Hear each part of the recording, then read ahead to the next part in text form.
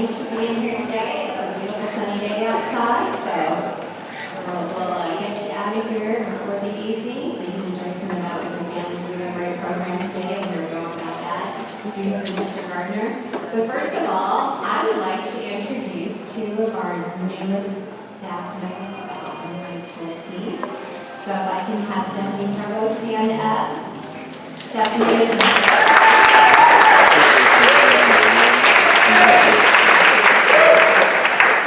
hopefully that you read her little welcome info on the email about a month back, but you may recognize her as well. She's student taught in the resource room with Teresa McLuhan, her mentor who she's sitting there right now. And then we were fortunate enough to hire her in December so she could join our assessing team, which is doing an amazing job. So we're really excited about her. And also our newest is Kyle Larson in the EL department. Kyle, you can stand up.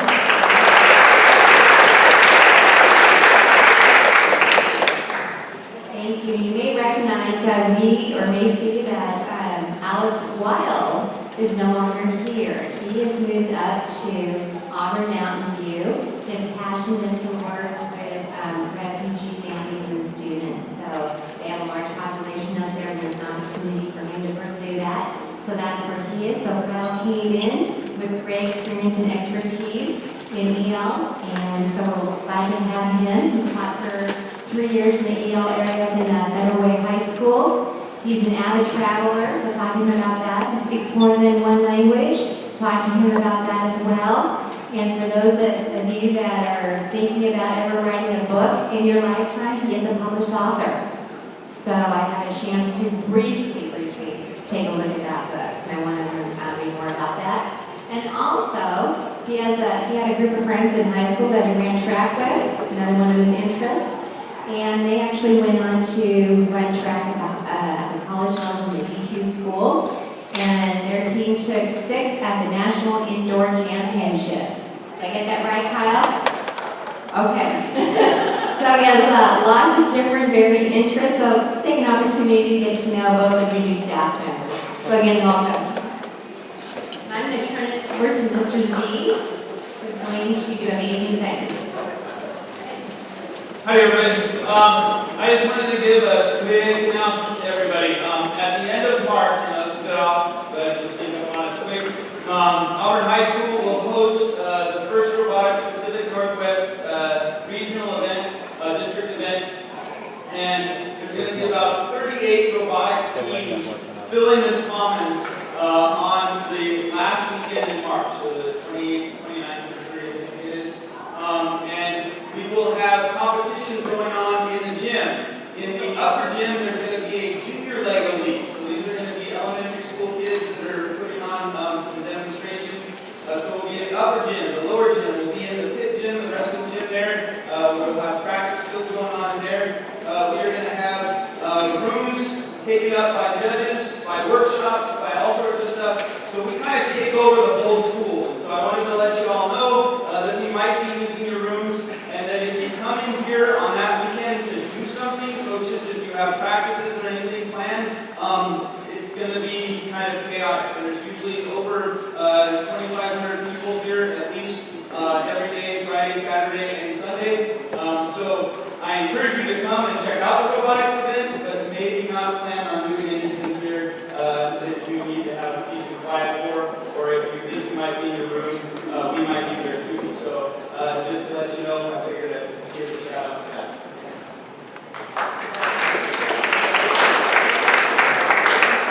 Okay, because I want to model good captain kids' hearts behavior, would you please turn into your table, lean on in, and share some good things? I'll give you about 3 minutes to do that. Go.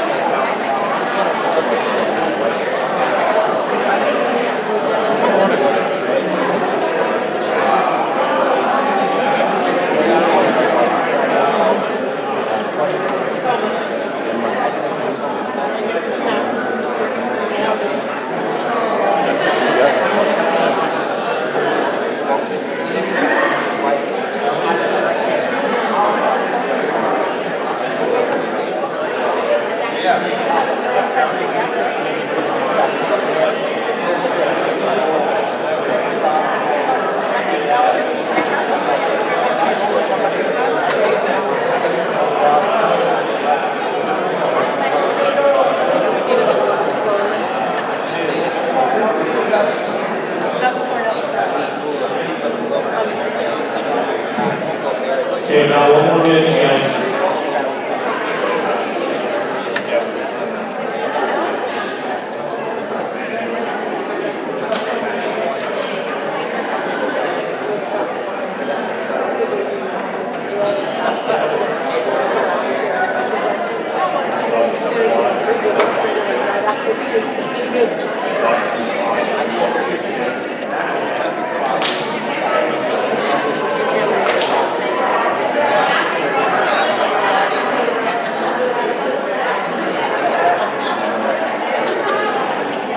Okay, 5, 4, 3, 2, 1.5, 1.25. Fractions now, 1. Okay, thank you. We've got a wonderful presenter here today, and I'll introduce Mark here in just a second. Something happened to him, which was really cool. You guys know Isaiah Johnson, right? Most of you do. He's one of our people who works with equity, and I don't know his exact title. It's really long, okay? But he's working with a lot of our family engagement liaisons. He's just doing some incredible work. And most of you remember him as, the 11-year principal over at Cascade. He's got a little bit of shine when he walks into our building, because most of our kids still remember him as the middle school principal at Cascade, and they just go to him when he shows up. And I said, that luster's going to last about 4 years. Because in 4 years, none of the kids are going to know you. So you just got to keep showing up so they know who you are. Well, the reason I bring up Isaiah is after the Kobe Bryant thing, and 9 other people, 10 other people that perished in that helicopter, Isaiah is a black man, a father to athletic daughters, and that hit him really hard. Really hard. So since then, whenever there's something on TV, the memorial over at Staples Center the other night, he and I are texting back and forth. I'm just checking in on him, making sure he's okay. And then we started having this texting conversation about Kobe, okay, and about the things people were saying about Kobe. And the through line, the thread that seemed to go through his life more than anything was that pursuit of excellence. Not just for himself, but for everybody around him. And for me at least, I don't know if you guys saw this, for me, the coolest, other than his wife, Vanessa did an amazing job. I don't know how she was able to stand up there and do what she did. If you haven't seen it on YouTube, it's amazing. But when Michael Jordan got up there, and he didn't stop crying the whole time. He had tears going the whole time. And he talked about Kobe. Kobe came in as a young player, and Mike was an elder statesman, kind of established himself a little bit in the NBA, right? said this guy just wouldn't stop bothering him. He'd get these text messages from Kobe at 3 in the morning, talking to him about basketball moves. It's crazy. He goes, it was so annoying. It was so annoying. This guy was on such a search for something. First it was like, he was just pestering. And then what eventually happened in Michael's life, and Kobe's life, Michael then became Kobe's older brother, so to speak. And then he accepted that role as, this guy just wants to be as good as he can be. And the other cool thing that Isaiah and I realized is, as he transformed, Kobe, as he transformed from being a professional basketball player into a very successful businessman. He won an Oscar award for a short film, first try at it, crazy, is what he was trying to do for other people. Trying to instill that same, he calls it Mamba mentality. You know, you're always on the pursuit of something better. And I started thinking about our school a little bit. Start thinking about some of the heavy lifting we've been doing here. For some of you guys, it's been 20, 30 years of heavy lifting. And we're doing some really cool stuff right now that matters for kids. And I want us to stay relentless. I want us to make sure we're taking a lot of mental health breaks. Hopefully you have a great winter break. To really be intentional about that, because we need those things. Today I sat in a little session at the PBIS conference in Walnut. And one of the things, and I have a little PowerPoint, I just haven't pulled it out on my phone yet, is they gave educators, specifically teachers, because you guys you're in the trenches all day long, you don't get to come out, is to give you all these different little micro tools to help you refresh. Just little things, but these things matter. And the more I started learning about Kobe Bryant, he did a lot of those things in his life. Whatever that was, whatever gives you joy, you find ways to tap out of the grind to go find some of that joy. It just be little things, but you gotta find them. So I'll share that with you guys, because we got incredible work to do. We still have a lot more work ahead of us, and we're doing really good work right now, you guys. Doing really good stuff. One of the things in the marketing meeting was, boy, it seems pretty calm around here. We saw the kids kind of hanging out. You know, the hallways are just, some days it's pretty joyful out there. I think, geez, what's going on with classrooms? I gotta start getting in there even more. It's like a lot of fun's happening. But it's just, our kids are just happy. I got to speak yesterday, a little tiny bit, at Tukwila. Cindy will talk about that a little bit at the very end of today's PD. And I just shared, we had a pretty big event here right at the end of January, before school even started, right over here. And we brought law enforcement in. It was a pretty violent event. But as the day rolled on, because of the work of our teachers, through what they're doing with relationship building with kids, and through the kids buying into what we're trying to do here as a building, I said by lunchtime, Doug Burt and I are looking at the lunchroom going, it's almost like nothing even happened. Where 2 years before that, we had one little fight, we're waiting for the chain reaction, so where's going to be the next one? And that's the work you guys are doing. So I want to thank you for that. Mark's going to get into some data here today. I know it's not the favorite thing on an afternoon, but I've given a little bit of data in my short time here, so they'll be up to the task. I know they will. Mark did a presentation for the administrators with the district office maybe 2 months ago, and and I really appreciated his the way he went about it. It was very responsible. It was sensitive to the hard work teachers do and educators do. And we're here to learn today. We're here to learn more about not just what's happening at Auburn High, but what's going on nationally at the state level. I learned a little bit more about what's happening with discipline laws and all that this morning, and we're doing a lot of good things here. We're doing some things wrong. We're not intentionally doing things wrong. We still got some things we got to fix administratively, but we're going to take a look at the information, and we're going to try to change some practices and make things better for everybody. So, Mr. McKechnie, you are the senior consultant on equity and student discipline, and when I told some people at Tacoma today, I got Mark coming to talk to us at our school, and they said, well, how lucky are you guys? Well, I'll let him tell a little bit more about himself, but I'll introduce Mark McKechnie. great presenter. He's got a great topic here, something that affects all of us. And he's got some interactive things involved with this today too, so it's not just sitting good. So thank you, Mr. McKechnie.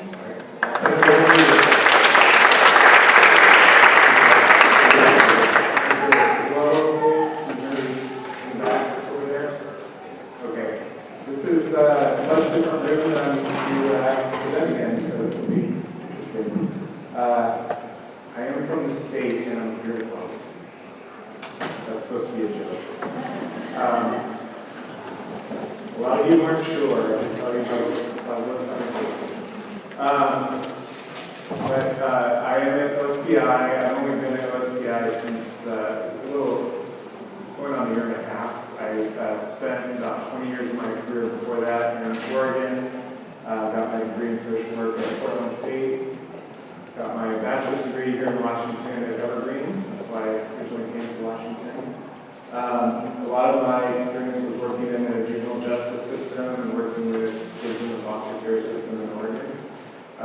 So I come at the discipline issue from an interesting route, sort of at the end of the pipeline, so to speak, where we see a lot of poor outcomes for students, and I've always been trying to go farther upstream and make a difference earlier. For example, one of the things that I found in Oregon, of the youth who end up in the state correctional system, the youth authority, 85% of them have been suspended or expelled from school. So it's something that we want to talk about more and try to prevent. But really the goal is to make the environment better for all students and all adults. And we're going to talk about how that can work. And I did comment to Mr. Gardner when I came in. I was amazed how calm and friendly everything was. It didn't match my memory of high school in my high school days, where things were loud and chaotic and busy. So obviously you're doing a lot of good things. And really what I hope today is to really give you some ways to focus that energy on achieving some of the outcomes that you're still working towards.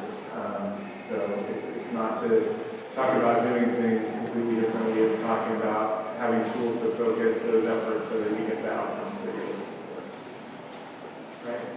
And one interesting thing is dealing with the PowerPoint. I know it's kind of, you're probably used to it by now, but I'm not used to having it so high up here. I'll be adjusting to this. So I want to start off by talking about why is reducing suspension and expulsion helpful? Because I think the belief that led schools 20, 30 years ago to really increase the use of suspension and expulsion was that it would keep schools more calm and more safe. And at that time, there was really no evidence one way or the other to say whether that was going to be true. Suspension and expulsion really only go back to the 60s, so it's not a very long-term practice. I'm sure at the time it was seen as a better alternative to corporal punishment and more severe punishments. But now that we've had more experience with exclusion, we've also recognized what some of the challenges are. But I first want to talk about the benefits. That schools overall that have lower rates of suspension and expulsion have higher student engagement. That makes a lot of sense since students are more likely to be in class and they're not excluded. School climate improves, and it seems like you have a great school climate. Imagine it could be even better, but you have a great starting point. And it also benefits staff. I think that is something that takes some adjustment and experience to really sink in sometimes, is that sending a student out of class and maybe having an administrator send them home for a couple days, that can feel like a break. Sometimes I'm sure it is a break. But the fallout from that is you may lose some relationship that you have with that student. They're going to miss a couple days of your instruction, they're going to have to try to catch up, they're going to have to try to help them catch up. And in fact, it makes it more likely that the problem will recur again, rather than fixing the problem.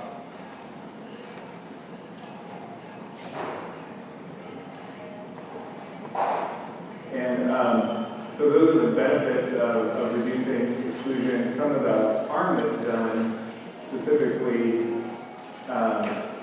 one of the, in the short term, obviously, students miss academic instruction and content. I think in particular at a time when we nationally have really been recognizing that schools can be community hubs where we can push services and supports into the school building for students who need them, whether it's nutrition or mental health services or clothing closets, all kinds of services are being pushed into schools. And often the student groups who need those extra supports the most are the ones who tend to get excluded the most and therefore miss out on the services that we're trying to get to them in the school building. And another thing I like to point out, this may be somewhat less true for high school age students, but nonetheless, it's important for young people to be supervised in safe environments.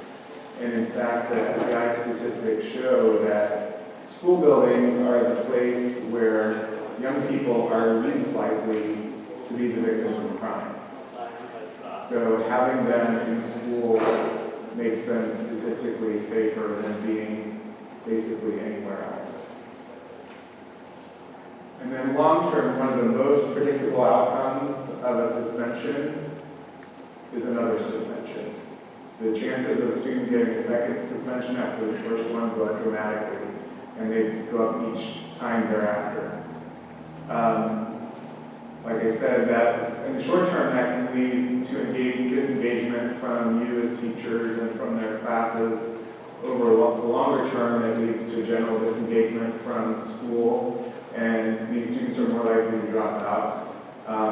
What I saw in my previous work is that students who've been excluded and become disengaged and fall behind academically are that much more likely to end up in the juvenile justice system. And they're also less likely to earn a bachelor's degree or see other positive long-term outcomes.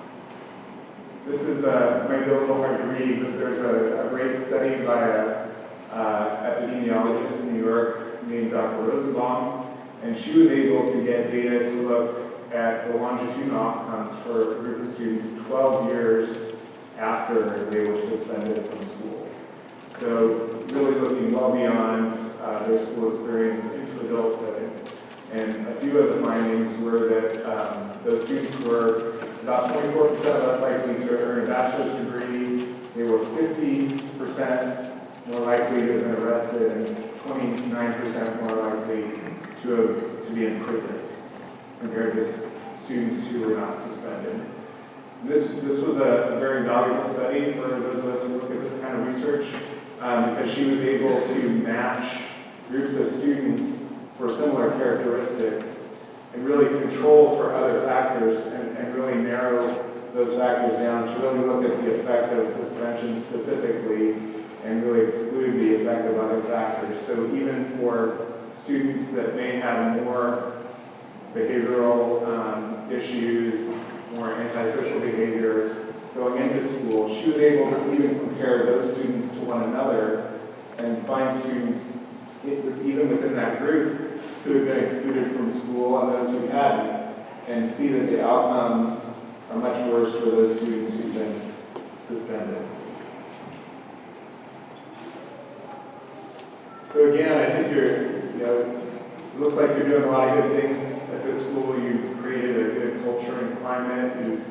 You're creating relationships with students on an ongoing basis. You have a lot of structure and routine. It's very visible just walking into the building. So what I want to talk about is being data focused and using the data that you have to find ways to refine what you're doing, to make any tweaks that may be necessary to get even better outcomes than what you're seeing. So Probably a lot of you have seen this four-step process improvement or implementation process. Plan, study, do, act is one way to talk about it. In this context, I like to just use very plain, explicit language. What's happening? When, where, and why is it happening? What do we do about it? And then trying to figure out what we decided to do is working. So I'm going to go through these four steps. To be honest, we'll probably run out of time on step 4, but I also think it's one of the less important parts of this because it's one of the easier parts to do. So it's a little less important for me to cover. I wanted to try to get everybody on the same page about understanding the data that I'm going to be talking about, what it means, how we measure it, and how you may measure it in Auburn High School on an ongoing basis. And a lot of the data I have is at the state level, so your school and your district have reported it to OSPI. It gets processed over the summer and then published in the fall. So this is, a lot of this data is from last school year and before, but I would say it's very useful to look at the trends that you've seen in your district, in your school, so that you can identify the patterns that you may need to address in the present day. And certainly you can use your local data system to validate what you're seeing historically. And in fact, you may see that you've already changed some of these trends. I think you probably have. I'm also going to talk about risk ratios because part of the purpose for being here is to talk about the disparities in discipline between students of different groups, including race and ethnicity, disability, and other factors. So we want to have ways to compare how our discipline policies and practices being applied to students differently in some cases based on who they are. So really basically the discipline rate and a disaggregated discipline rate is looking at the number of students in a group who have been suspended or expelled and dividing that by the total number of students in that group. So for race and ethnicity, we would do that, and our data is divided up by 7 groups based on race and ethnicity. So for each of those 7 groups, we would do that calculation to calculate a discipline rate for each of those groups. We do that at the state level, we do that at the district level, and do that at the school level. So here are a couple of examples. For example, dividing the number of African American students who've been excluded by the number who were enrolled.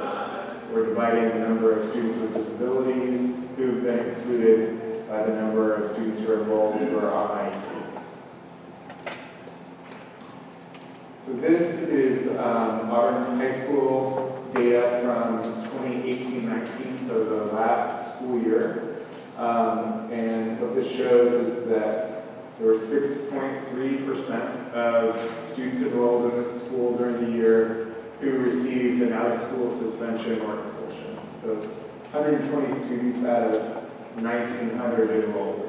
And the denominator, the enrollment number, is any student who attended during that school year. So it doesn't mean your average daily attendance or enrollment, it's the total number who attended here throughout the year. And then below that, you see the disaggregated rates. So you can see, for example, Native students, 9.3% of them were excluded. And on the side, for your reference, I've added the state averages. You can see the black hash marks on the bar chart. That indicates the state average, but I also wanted to show you what the numbers were. So your rate was 6.3 compared to 4% statewide average. And I'll note that the statewide average is for all grade levels, so it's not unusual that rates in middle and high school are somewhat higher than elementary. So it's not surprising necessarily that your rates at a high school would be a little bit higher than an average that includes elementary grades as well. But here you can see the different lengths of the bars indicate that students are being excluded at different rates.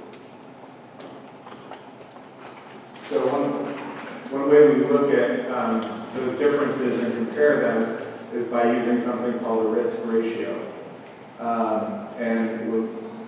It's a concept that's used across many different areas and disciplines. I was very familiar with it in the juvenile justice context in terms of looking at different rates of arrest of juveniles, looking at different rates of detention of juveniles. You probably hear this kind of measure, even though they may not call it a risk ratio, in the healthcare realm. When we talk about infant mortality rates and compare them between parents of different races, they're expressing that as a risk ratio, saying that one group may experience poor health outcomes twice as likely or 3 times as likely or 4 times as likely as another group. Basically, they're using risk ratios. So in terms of race and ethnicity, there are 7 groups. In a lot of the other student group types that we look at in the data, there's only 2 groups. So you're often comparing just one group to the other group. So for example, students with disabilities to students without disabilities. But for race and ethnicity, we have a couple of choices because we have 7 different groups. One is to compare the rate for one group to the average for all other groups. And that's a perfectly valid way to look at it. What we present in the state level data right now is comparing essentially each group of students of color to white students. And there are a number of reasons why that's done. One, again, it's very typical to use that kind of comparison across many different disciplines. Again, juvenile justice, criminal justice, medicine, child welfare. We look at a lot of outcomes because historically white people have been a numerical majority, but that's changing. Culturally, white people tend to be in positions of power and privilege, and still today, even though the demographics of students are changing, educators are overwhelmingly white. So we want to consider the effect of those kind of cultural expectations and bias, potential bias, in how discipline decisions are being made. So the risk ratio that I'll show you, reflecting race and ethnicity, will have that comparison of a particular student group of color to the rate for white students. When we calculate it, what we're doing is we're dividing the discipline rate of one group by the discipline rate of the other group. And so, who are the math and science faculty here?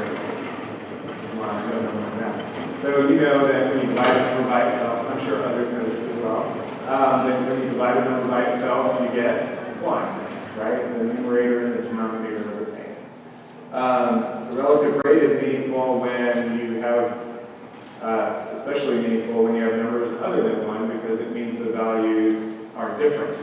And so if the relative rate is less than 1, that means the group in the numerator is underrepresented compared to the group in the denominator. But if the relative rate is greater than 1, it means the group in the numerator is overrepresented to some degree compared to the group in the denominator. So primarily what we're going to be talking about are when the relative rate is greater than 1, and how much greater than 1 can be important to think about. And we'll talk about kind of how to contextualize that. So one of the ways that we look at comparing relative rates and deciding when they're sort of outside of the range that we would expect to see some normal variation, because obviously not all groups are exactly the same at the same time or year to year. So we expect to see some variation, and we don't expect the rates to be exactly the same all the time.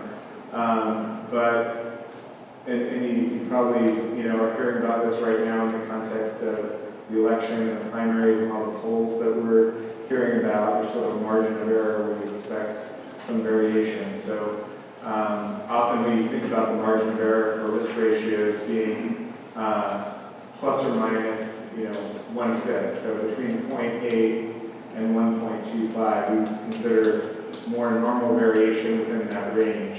So really what we want to focus more on are rates that fall outside of that range.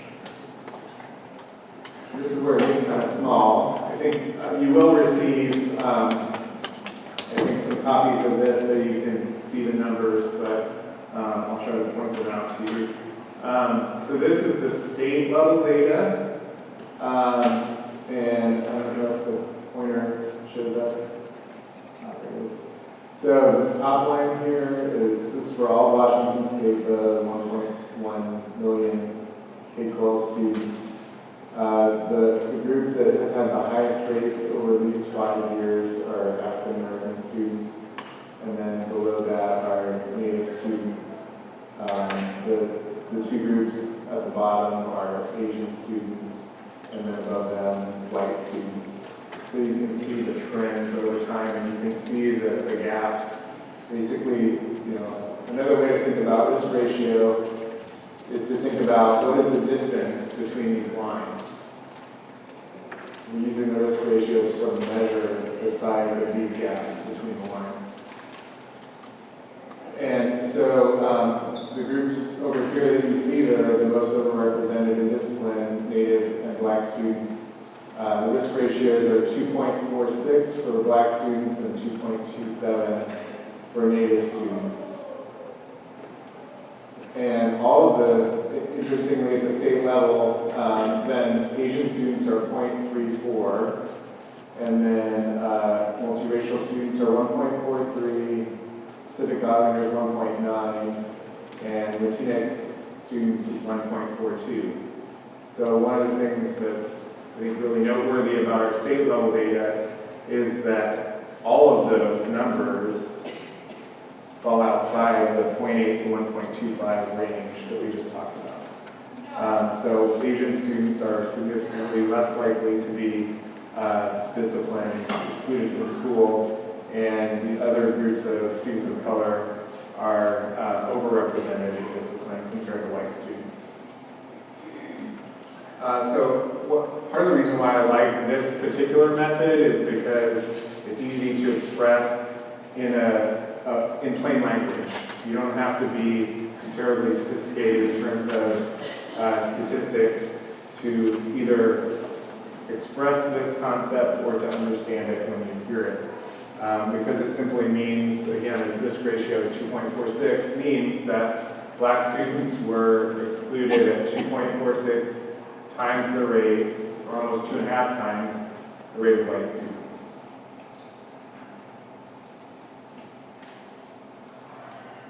So one of the things you'll notice, this is going back to Auburn High School data for 2014 through 2019. You'll notice that the graphs get a little messier. You don't see those smooth lines that you saw at the state level, partly because we're dealing with much, much smaller numbers. So small changes from year to year reflect much more dramatically in the graph. But I've put a little summary here on the side, so it's a little bit hard to read in the graph. But basically here on the side, I've noted the risk ratio for the student groups, and then an arrow to show whether it was going up or down from the previous year. So you can see that the risk ratio for Native students was 2.29, but that was lower than the previous year. Black students was just under 3, and it had gone up. Latinx students were 1.5, and it had also gone up. Pacific Islanders was over 3 times, and it increased. But for multiracial students, it was 1.6, and had gone down from the previous year. So as you think about looking at this data at your building level in real time, when you're looking at year-to-date data, it's important to think about, are we trending in the right direction? So, getting beyond what the overall rates are and looking at, wherever we started, are we decreasing? Are we heading in the right direction? It can be just as important as what the actual numbers are. One of the things I like to point out as I kind of go through the data presentation before we move on is to talk about, I think, another misunderstanding about disparities in discipline. I think there has been a belief for a long time that racial disparities were actually a reflection of poverty. But there have been numerous studies, and in fact, I looked at the Washington State data to see if this was borne out in our data. In fact, it is, that even controlling for socioeconomic status, you can still see clear disparities in how students of color are disciplined. So what you see on this one's a little bit easier to see and see what it means here is the blue bars you see, and it's the groups are in reverse alphabetical order this time from white, multiracial, Pacific Islander, Hispanic, Black, Asian, and American Indian from top to bottom. The blue bars are the discipline rates for students who are not free and reduced lunch eligible. And that's the main way we have to measure socioeconomic status and education data is eligibility for free and reduced lunch. So you can see that the blue bar for white students who are not free and reduced lunch eligible is only 1.9%, whereas the rate for their peers who are also not free and reduced lunch eligible is much higher, again, for Black and Native students. So they were 2.7 for Native students and 2.5 times more likely to be excluded from school, even considering that they have much more similar socioeconomic status in terms of family income. And the red orange bars are for students who are free and reduced lunch eligible. So you still see some disparities there, but it's actually not as pronounced as when we control for poverty and compare students from higher income families. So this is our first little time to reflect.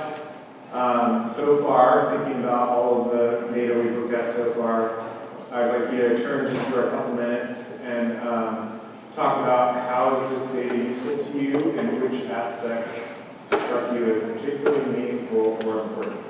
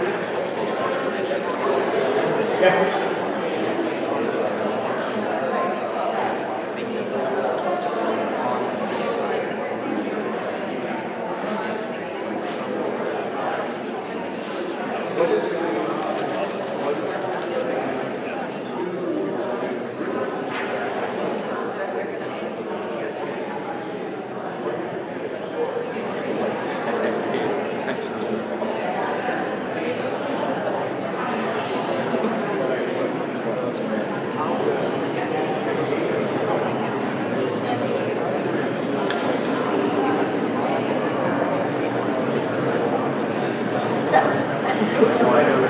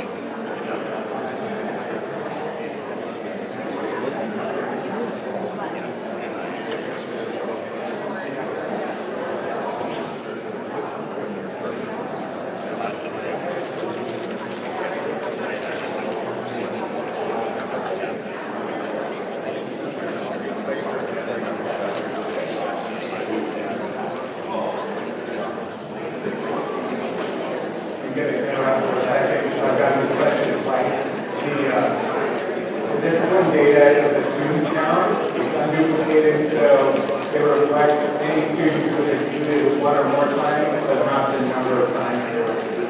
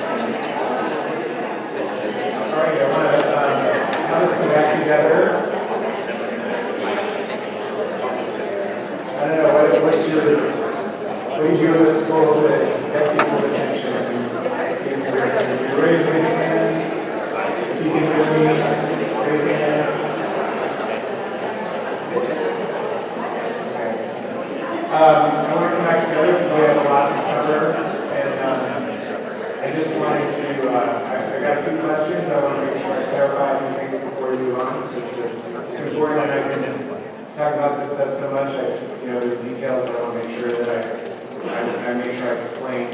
So one is that when all the data that I covered so far is individual student count regardless of the number of times they were excluded. So whether a student was excluded once or 10 times, in this data they show up once as one unique student. The other thing I want to clarify, because I also got a question about this, is that while your district and the state tracks in-school exclusion in the form of classroom exclusion and ISS, the data I'm showing you is only showing out of school. So these are students who've been excluded from the building, not just from class for any period of time. You know, I think some of the things we'll talk about are applicable to in-school exclusion, and some of the negative effects that I talked about at the very beginning are also applicable to in-school. But in-school is a little bit more of a gray area, and it's a little bit more of a mixed bag in terms of the impact on students, because I think there are so many different flavors of in-school suspension and refocus rooms and reset rooms and all of these kinds of things that, you know, I've certainly seen forms of in-school suspension that I think are a lot more productive and restorative than others. But in the data, they get counted the same. If it is an adult-directed consequence for behavior. There are also instances where students can volunteer or self-direct to reset or refocus, and I think technically those are not counted or shouldn't be counted as ISS, but you know, I think we all probably have work to do. We're finding that our data reporting is always an ongoing basis, ongoing process. But I did want to make sure that I clarify what the data we've been looking at means and what it doesn't mean. Okay? I want to move on, so I'm afraid we don't have time to do all the reporting out, but hopefully you've learned something useful so far. Were there any other questions that I need to clarify beyond those couple of issues before we move on about the data? Okay. So I like to do a preview here as we're finishing the data section to think about how you measure progress going forward. Because like I said, I think we'll probably run out of time in the amount of time we have today to really talk about measuring progress. I just like to plant the seed that obviously these, we've been looking at rates for an entire school year. So if you want to measure progress on, if you're implementing a strategy to try to reduce your use of exclusion, you want to be able to measure it more than once a year to know if it's working in the way that you want. So you want to think about other measures and other schedules for measuring progress. So obviously office discipline referrals are the more short-term measure. There is an obvious relationship. Not every ODR results in an exclusion, but it's often the precursor to an exclusion. So one way to measure, certainly if you're targeting classroom behavior or common area behavior, or wherever you've decided sort of one of the hot spots is, then looking at office referrals from that setting would be one way to kind of have a more short-term measure to see if you're having an impact. And then also looking at exclusion days. Because again, we've been looking at numbers of students and looking at the amount of time that students are out of class is another important thing to consider, because part of our goal is to keep students in class more than they are so that they are learning. And certainly if you're looking at exclusion rates, you always start at 0 at the beginning of the year, right? At the minute before school starts, 0% of students in every school have been excluded, and then it only goes up after that. So you also want to make sure that you're comparing apples to apples, and if you're looking at discipline rates quarterly, you want to compare where you were year to date the previous year. Because we also see that the trend line for exclusions throughout the year is not a straight line. We see increases at certain times, you know, in the spring and towards the end of the school year, for example, more than we see earlier in the year. So it's also important to have that context as well. Okay, so we're going to move right into thinking about if we know we have rates that are higher than we would like, how do we start breaking that problem down and coming up with strategies to address it. And I think one really important thing to emphasize is that obviously student behavior is student behavior. Students will do things that you don't like or that violate school rules. That's usually a part of why students get disciplined. The other part is how adults decide to respond to that behavior. So what you obviously have the most control over is not what the students do, but how you respond. So we're talking about, in essence, measuring adult behavior and thinking about how do we modify adult behavior.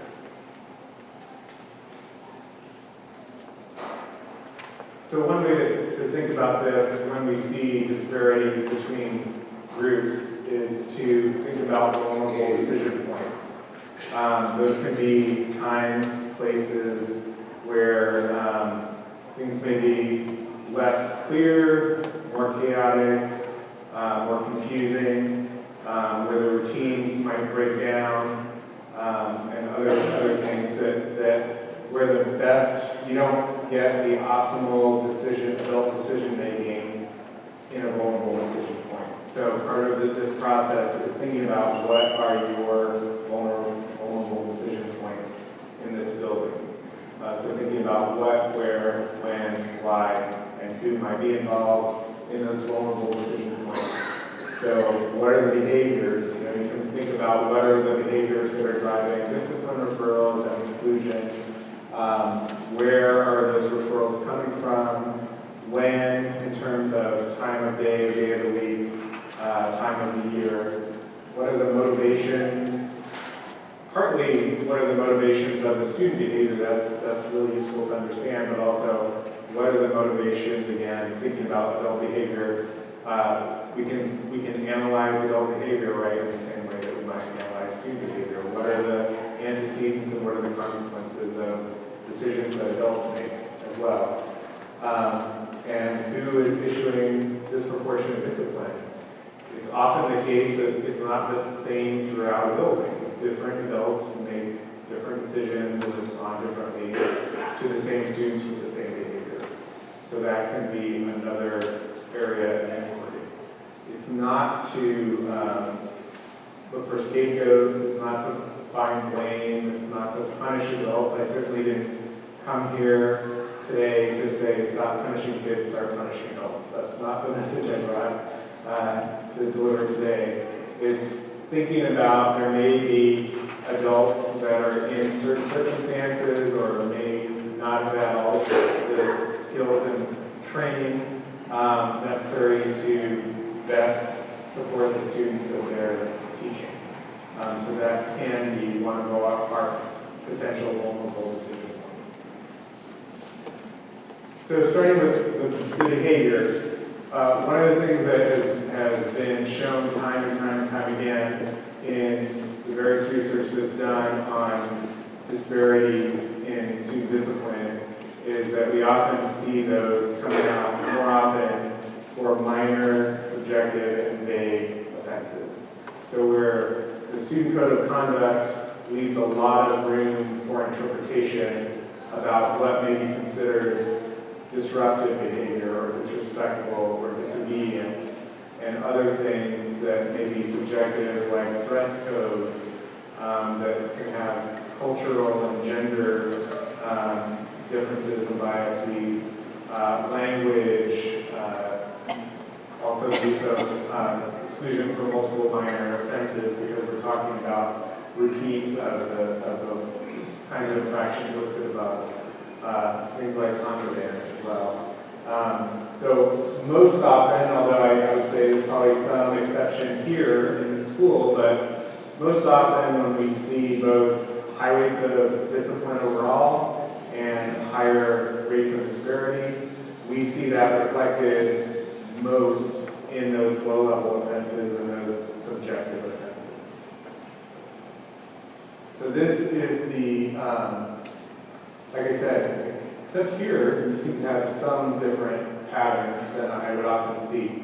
Yeah, I think now you have a paper copy at each table, so if you can't see this, you might find this slide in your packet, but these are at the state, we collect the behavior that's related to a student exclusion.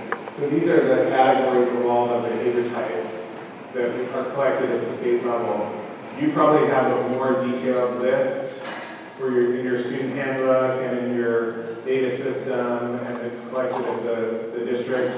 But when the district reports that data to OSPI, it all gets categorized under these larger categories. So, in spite of what I just said about minor and subjective, fighting and marijuana are your two largest, or last year, were your two largest categories of behavior that resulted in out-of-school suspension or expulsion. We can talk a little bit more about what that might mean.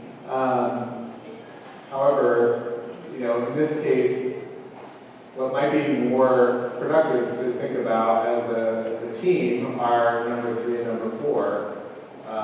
You have 11.2% each for disruptive behavior and disobedience, which is called failure to cooperate in state data. So that's close to a quarter of all of the exclusions last year were for disruptive behavior and disobedience, at least as they were reported to us. So those are areas where, when you want to make change, you look for leverage points and opportunities. So I would say that these two categories in particular are probably your leverage points and opportunities for changing some of the discipline practices if you feel the need to do so.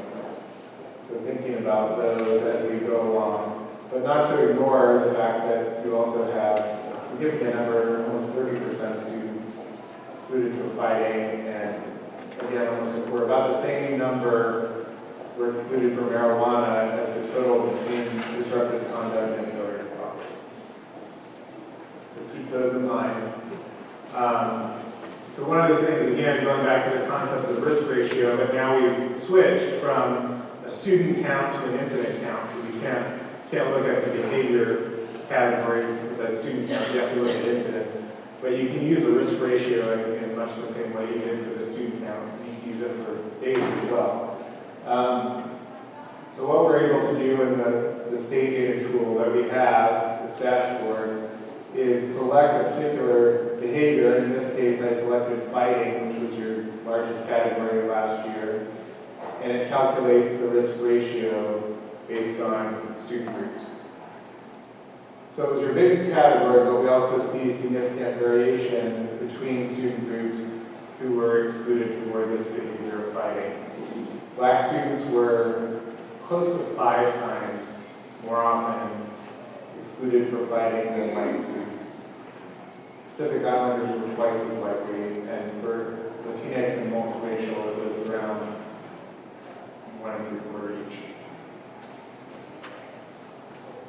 So fighting could be it's probably a more objective behavior, right, to witness than disruption, where disruption and disobedience may be judged much more differently by different people. Fighting is a little easier to identify objectively whether students are engaged in a fight or not engaged in a fight.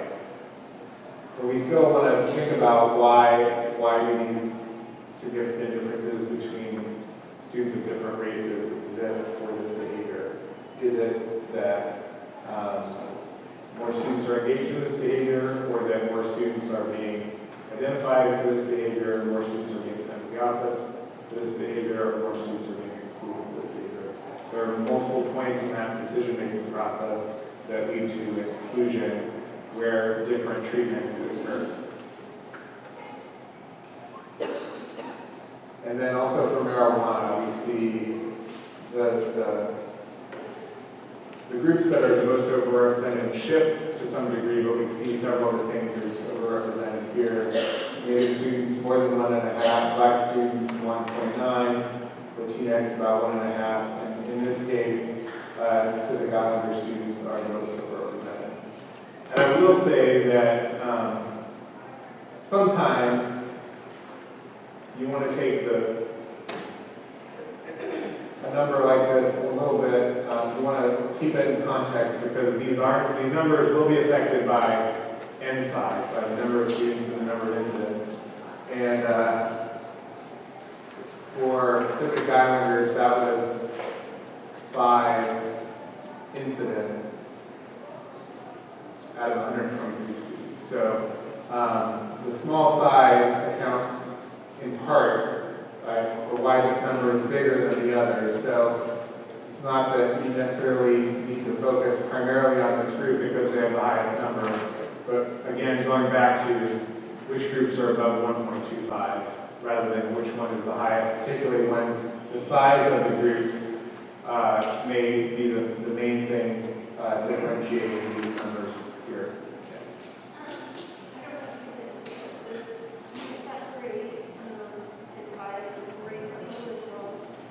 We can. I mean, it just gets more and more involved in the weeds when you do. Yes, we can do that. We have the ability to do it with some of our data dashboards, but certainly it's something that you could do in the building, and that might be useful. I mean, I think we definitely see differences between grade levels in exclusion trends where I would say in the average district, we see the peak in middle and early high school and then a decline for older students. And, you know, we probably all have guesses for why that might be. I think we assume that some students are growing out of it, right? They're maturing a little more and maybe not getting into trouble as much. Unfortunately, I think we also see some dropout affecting that as well, where students who were previously getting excluded have left.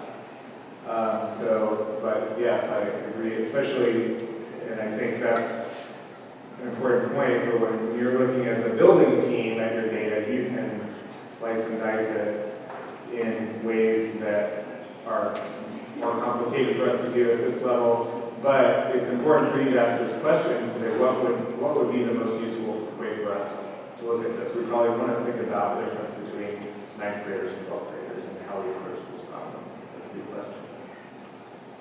Okay, so I wanted you to take a moment to discuss, and this is totally, your opinion, your subjective observation. Do you think the exclusion rates that we just looked at reflect actual difference in student behavior, largely, partly, or are there other factors involved? What do you think?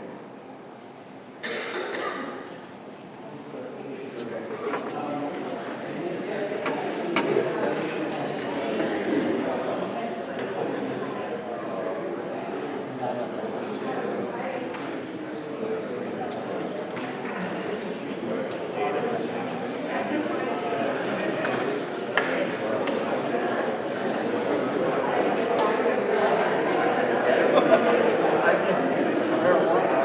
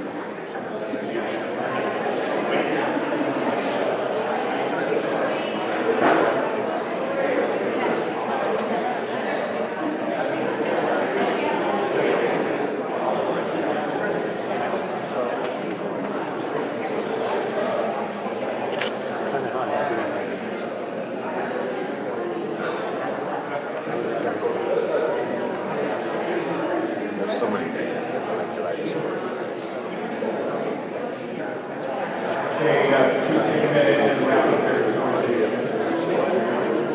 Yeah, it's gonna be awesome. I'd love to say a lot of stuff.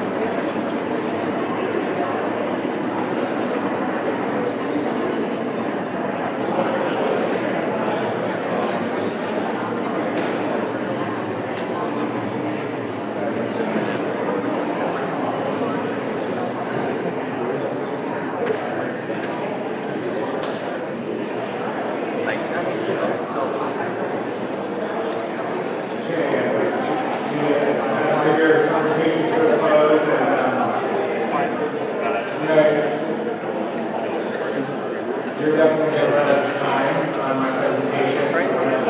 I'll get back together. But based on some of the things I'm hearing, one of the things I really want to encourage you to consider is that part of the point of this and looking at the data isn't to answer your questions, it's to identify the questions that you need to ask, right? So this information isn't going to tell you everything you need to know, but it's going to help point you in one direction or another and help you identify other questions to ask based on what you see, and certainly the data that you may have in the current year might also answer some of the questions that this doesn't answer, but also raise others. And the idea is to start these discussions within a team and engage in a team process and actively use your data and make decisions as a team that make sense based on being informed by what the data is telling you. Not to answer the questions, but to give you useful questions to ask. So I'm going to fly through the rest of this part because there are a couple other parts I want to make sure I get to, and this time is just flying by. So again, I just want to recap that obviously we saw some somewhat different patterns in your school's data, but we also saw some things that are consistent with larger trends, that some of the discipline is related to minor, vague, and subjective offenses, and that those, in my mind, are often opportunities for making some changes in how those incidents are dealt with. And things for teams to talk about, how you would both address the behavior and address the decision-making about the behavior. And, I think the other thing that you saw up there is that there are, obviously there can be a range of fights that are more and less serious. But I think one of the other things that this data here showed you is that I didn't even really mention yet, but a lot of the serious things, like serious violence, sexual assault, things like that, don't account for a large percentage of your exclusions. So this gives you the opportunity to think about reserving the exclusion for the most serious offenses while still changing the way some other behaviors that are less serious may be addressed. I'm going to move on and talk a little bit about, get through the vulnerable decision points. Thinking about locations, and I believe that you no longer use Swiss, is that right? It's something you used in the past, never used. But if you can get this data from your system to think about where the referrals are coming from, to help you kind of come up with a heat map about where are these problems and how can they be addressed at a lower level versus sending students to the office. So this is just a hypothetical, but if you saw, for example, the commons were a hot spot for problematic behavior, then you as a team would probably want to think about how do you modify supervision, rules, expectations, and responsive to behavior in the comments. Do you need to change your expectations, or do you need to change the student behavior within the setting? It could be either of those things. So thinking about setting, again, thinking about time of day. Sometimes it can be really rough coming back from breaks. Students aren't used to the routine. They've been off the routine for a week or two, and sometimes it can pay huge dividends. Just kind of having a soft landing back into the routine, reinforcing some expectations and routines, and reconnecting with students can play a huge dividend. And that it can be as simple as that in addressing those kinds of vulnerabilities and hotspots. I'm actually going to skip this because we're running out of time, but this is something that you probably want to follow up on in your building teams as where you think your vulnerable decision points are here in the school. I think a big part of this in thinking about, obviously, student behavioral expectations is thinking functionally and thinking about behavior as communicating a need or some other something that the student is communicating you to. So I always often encourage teams to think functionally and get beyond what was the behavior to what was behind behavior, what precedes behavior, what's going on in that student's life that may have made them more likely to engage in that behavior at that time versus other times. It could be academic difficulties, avoiding uncomfortable circumstances, it could be seeking attention, peer conflicts. It certainly sounds like fighting peer conflicts would be one of the ones that you'd want to address here. And trauma, obviously, can be something where the setting events, as we call them, the things that often happen outside of the school setting that are kind of pre-triggers for behavior, trauma is a big one.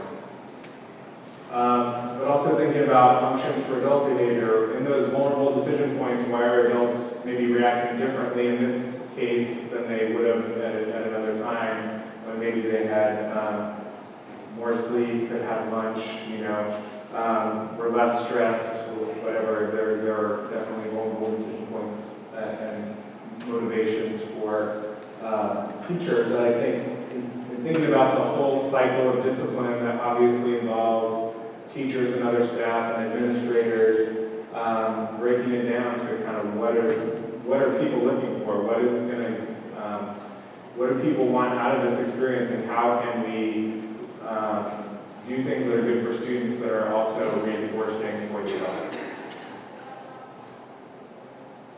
And then I would also, and this is more an administrative call in terms of supervision and kind of managing the staff, but identifying individual staff members that may be sending a lot of students to the office and figuring out what's going on there, and data can help inform that as well. This is a made-up example, but if this were the case and I were an administrator, I would want to see what's going on in a couple of these classrooms and be very focused on providing support and attention to those particular teachers compared to many of the others in the building, and figuring out, what is it about, what is going on in those classrooms? Is it the students who were assigned? Do they have more than they can handle? Do they have more high-need students? Do they need more support? Are they inexperienced teachers? Who are lacking more training on classroom management, and so those positive behavior support skills. So again, it's not looking for the culprits to blame and punish, it's to look for where is the support needed. And I really think about this the same way as the PBIS pyramid, that staff, and especially over time, some of you are at tier 1, right? You are doing well, you know what you're doing, you have your curriculum, you have your classroom management, you have your skills. You may be tier 2 at some times, or you may be tier 3 at times, depending on what's going on in your life and also which students you have to try to teach at a particular point in time. So this is really a way to kind of prioritize attention for addressing teachers' needs. And then Jeff prepared this for me as another way to look at and to have kind of a more immediate look at your data. This includes at the bottom year-to-date data and basically dividing offense types into general buckets of discretionary and non-discretionary. You can see that for students of color, and in this case it's separated as white and Asian students on the right and other students of color on the left. You can see that the percentages of exclusions were much higher for discretionary type of offenses. So this is your local current school year example of the kinds of things that I've been talking about, looking at kind of higher level data and state level and historic data. So having this to kind of think about the trends, where you've been, where are you now. You know, we see two things here. One, things are getting better. They're trending in the right direction. But there's also still more to do. And there's still a difference between how often white and Asian students get disciplined for discretionary issues versus other students in the school.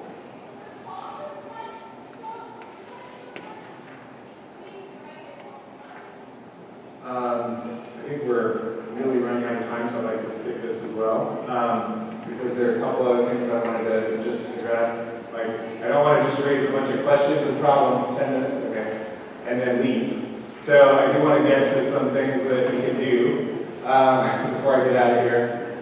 So there was a study, Russell Skiba at the University of Indiana has been looking at disparate discipline for at least 30 years. And so he's led a number of research studies. And one of the more recent ones was a meta-study to say, okay, we know this problem exists.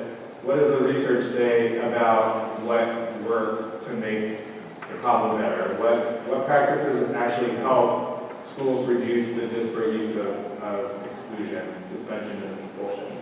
So they have 10 practices. I've sort of condensed them down into 6 buckets here. So I'll briefly review them. And basically the one at the bottom is MTSS, which is not a program or a strategy, it's really the framework for all of the others.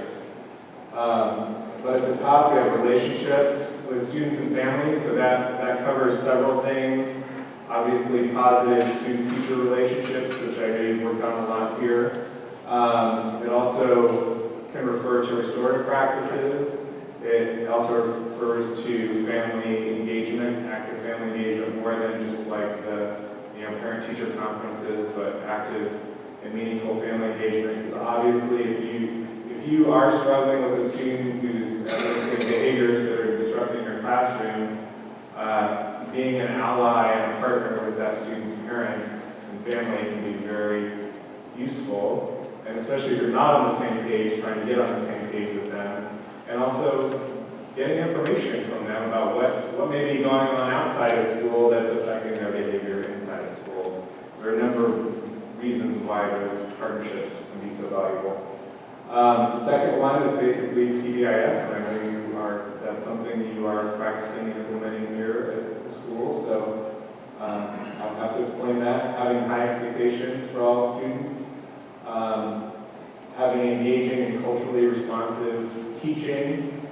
Those also alone are ways to help reduce discipline disparities, because obviously students who are engaged are less likely to act out and disrupt class, and especially if they feel that what they're being taught is relevant to them in terms of who they are.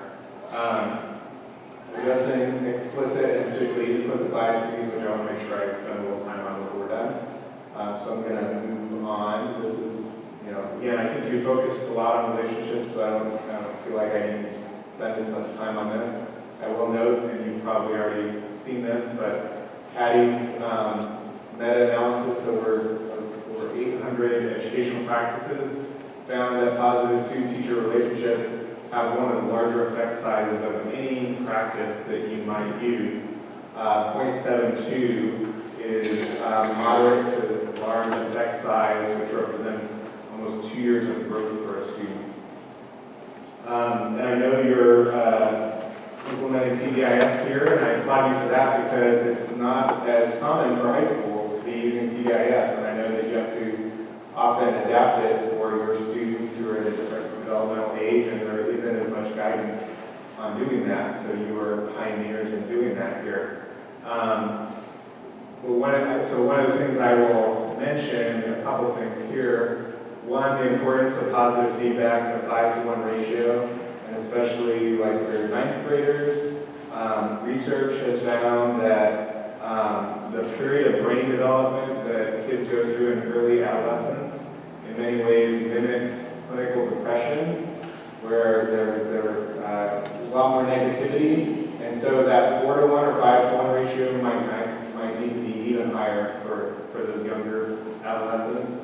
The other thing I'll mention, we had a presentation by Dr. Amber Green, who's part of the national network of PBIS technical assistance experts, who did some classroom observations, and they looked at opportunities to respond, positive feedback, and pre-correction, and they basically divided students they were observing into 2 buckets, kind of students who tend to do well in school and students who tend to be at risk for not doing so well in school. Just 2 main groups they kind of looked at. And unfortunately what they found is that among those practices, the at-risk students who needed more of those things got less, and the students who needed those things less got more. So that's where I think using data and coaching and having this ongoing focus on professional development is really important, because it's frankly easier to give some of those things to some students because they are reinforced. Students can be very good, some students can be very good at reinforcing your behavior, and you're going to give more to those students, and some students are not good at reinforcing that behavior with you. And you need to be conscious and aware that you need to remind yourself to give them more as well. So, I'm going to skip that. I do want to talk. Have you done the implicit bias training a little bit? So I think, it's really important for this conversation. It's really important to understand what implicit bias is and what it's not.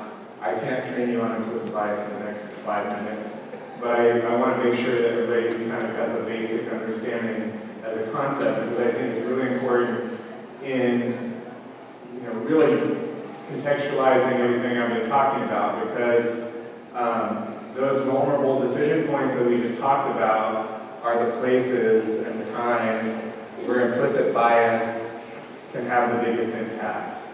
So by addressing those vulnerable decision points with high leverage practices, you are making it harder for implicit bias to have an effect on your outcomes. And I think a lot of people, if you've done a little study, you may know this already, but a lot of people don't understand what implicit bias is.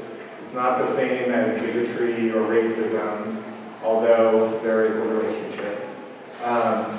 One important difference is that we all have implicit bias. We all have unconscious bias because it's the way our brains work, right? We would not be able to function in life if we could not assess situations unconsciously and respond unconsciously without having to think through every little step and every little action that you took throughout the day.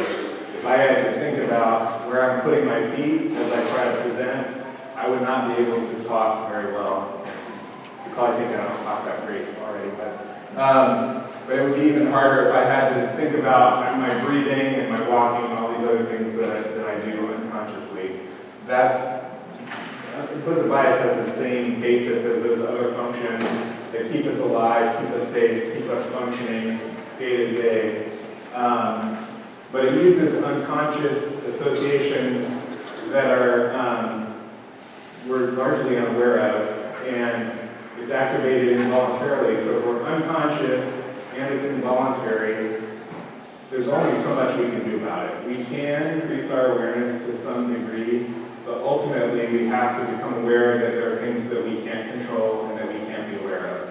So that's why systems like MTSS and PBIS are so important is because they provide the counterbalance to implicit bias, particularly at those vulnerable decision points. So we're all going to go through the day, we're going to make a lot of decisions, more than we're ever conscious of. Some decisions are going to be really good, some aren't going to be as good, some are going to be more reactive, some are going to be more reflective. But having systems to help smooth out those inconsistencies is one of the most important things that we can do. Because again, it's involuntary and unconscious. The other thing is implicit bias covers both positive and negative impressions. So we may have unconscious bias positively towards some students, just like we have it negatively towards others, based on everything in our history for as long and longer than we can even remember. So the feelings and attitudes that we form are based on those influences, and they just come out. And again, when we're at our best, we're less vulnerable to those things, and when we're tired or hungry. If any of you have read the book Blind Spot, you may remember the study done on judges. Has anybody read Blind Spot? It's a good basic book around implicit bias. Basically what they found is that judges, everything else being equal, based on the defendant, judges were most likely to send somebody to prison right before lunch. Right? Even people with the same profile, same history, same crime, if they saw the judge before lunch, they were more likely to go to prison because the judge was hungry. So that's how powerful, and again, it's not that the judge was necessarily biased against some defendants over others, it's that they were at their sort of weakest and most vulnerable before lunch because they were hungry, they were not making the best decisions, they were not using the kind of discretion that they were using in other parts of the day. And we all have those vulnerable times, we all have low points when we're tired or hungry, and that's when implicit bias has more power and why we need to think about how to counteract it. So as I close, I'm sorry I'm rushing through this at the end, but it's not unusual. I probably need 3 or 4 hours to actually cover everything I have in this presentation, and I know most people don't have that much time. But I mentioned implicit bias is important for our survival, but it keeps us alive and it operates at a really kind of gross, primitive level, and it's less well suited for complex social interactions that are very nuanced and depend on a lot of subtle factors and particularly non-verbal interactions. So implicit bias is most likely to mislead us not only when we're tired or hungry, but when we're communicating across cultures and when there are significant differences between people and how they communicate.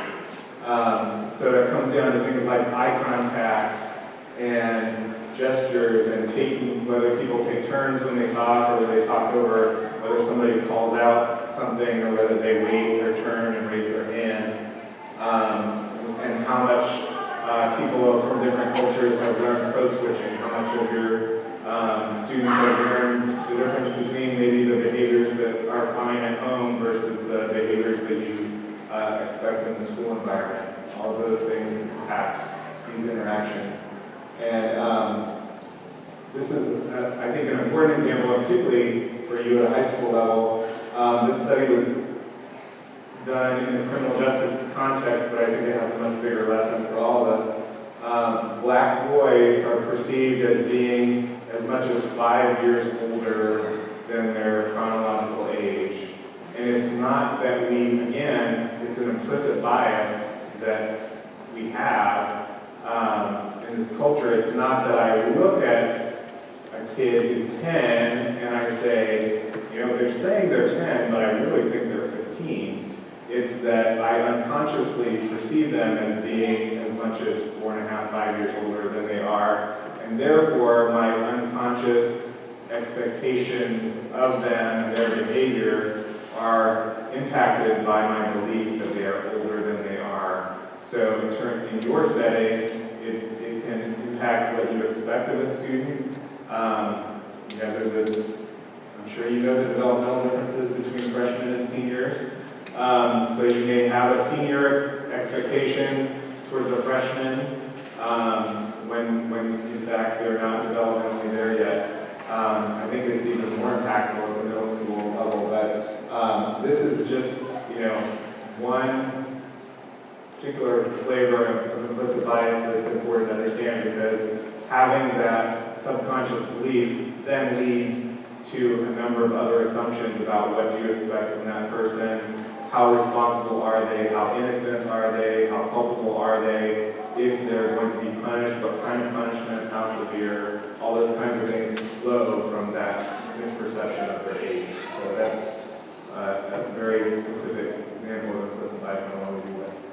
So, again, the idea is not to feel bad or guilty or go, oh my God, what are we going to do? It's to recognize that in spite of this challenge, we actually have a lot of options. We have a lot of research, we have a lot of tools. There are a lot of free resources on pbis.org and other places on how we set up systems to counteract the effects of things like implicit bias, so that we can support students, help them learn what the expectations are, help them conform to those expectations, help them gently redirect them when they're not meeting up to them, and continue that process until we can see them demonstrate the behaviors that we want.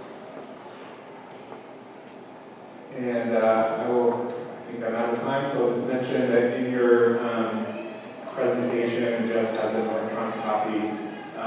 It has some of the references that I've relied on, and they're hot links, so if you do want to pursue some of these, you can and are perfectly welcome to do so.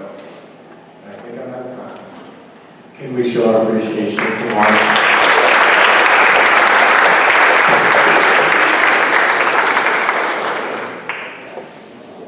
Okay, we're running right on time here, so I'm going to turn the microphone over to Ms. Barnett. We had an amazing opportunity yesterday, and I'll go on split them and hand it off to her. She's going to launch us today.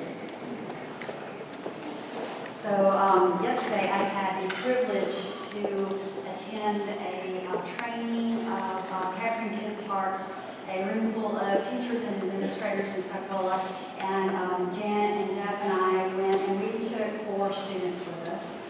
And it just so happened that we ended up choosing a representative from each grade level. Wasn't on purpose, but it worked out that way.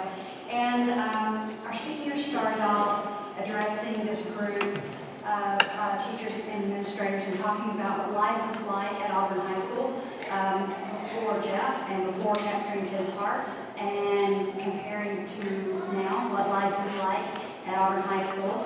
And so he was impactful. And it came on down to a freshman that I had taken, and he talked about it being a safe place. And I really enjoyed and appreciated hearing that, because I certainly want my room to be a safe place for my students. I think our most impactful student was a sophomore that I chose to take with us. So backstory with her. She came in at the beginning of this school year and written all over her face. She wasn't having it. She wasn't any part of it. She had an attitude. You could see across the room. And I said, and I cracked that one. And so this was the story that I ended up telling the teachers and admin yesterday. I loved her in spite of her being a little prickly. And I kept being positive and encouraging and saying good morning to her and shaking her hand and giving just every opportunity I had to be kind to her. And I started watching it melting just a little bit. It was a slow melt. It eventually melted. And I knew it was starting when I would be out shaking hands, and she came out and she would stand next to me along the wall. There's about a body width between us. She was on her phone. She wasn't paying attention to it. She was standing there. And before long, she'd come out, phone's away. She started talking to me a little bit. She started closer to the TV. She got right in shoulder to shoulder. She would neck her head on me sometimes. Ooh, got her. Now, I still didn't know her story. I didn't know why she came here. Didn't know why she came in with this around her and how it eventually melted. But when I chose her to speak, then she started telling me her backstory. And she shared this yesterday with me. It's true. She was a child in foster care. She bounced from place to place. In middle school, she was bullied. She was an outcast. People didn't like her. She was a kid in foster care. And then she went to high school where everybody's teachers, do your work, get in, get out, do your work, get in, get out. She said, there was none of this, there was none of this. Good morning, how are you? Hello, good morning, how are you? She said, no teacher ever did that to her. And then she got here. And we shake her hand, and we say good morning, and we check in on her. And now, she's not the same girl that we saw in September. So she ended her presentation to the teachers and admin yesterday by saying this. She said, when I got here at Auburn High School, I hated school. And she says, now I love school. So if you don't think shaking hands, and saying good morning, having a social contract, and doing good things matters, well, it mattered to her. Let's go. Enjoy the sunshine.